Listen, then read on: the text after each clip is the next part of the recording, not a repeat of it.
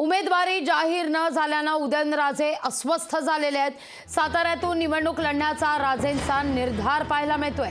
उमेदवारी दिली नाही तरी साताऱ्यातून राजे लढणार असल्याचं कळतंय. गेल्या आठवड्यापासून साताऱ्यात प्रचार सुरू केलेल्या उदयनराजेंच्या उमेदवारीची भाजपनं अद्याप घोषणा केलेली नाही. त्यामुळे उदयनराजे आता अस्वस्थ झाल्यासारखे दिसतायत. पक्षानं उमेदवारी देऊ न देऊ आपण निवडणूक लढणारच असं उदयनराजे निर्धार व्यक्त करतायत. साताऱ्यातल्या भिल्लारमध्ये झालेल्या पत्रकार परिषदेत त्यांनी आपली ठाम भूमिका मांडली.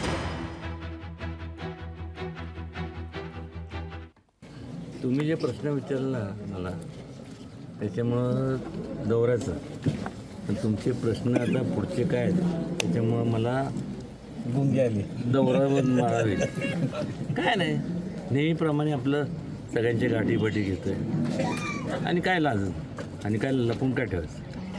हे पहिलंच सांगितलं, उभं राहणार म्हणजे राहणार, जे काय असेल ते बघू नंतर पुढचं काय जे मिळतं.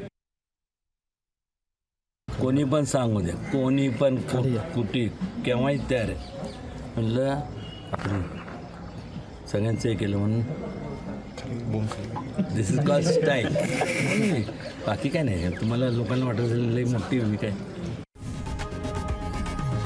लोकशाही मराठी ऐका, पहा, जागरूक रहा.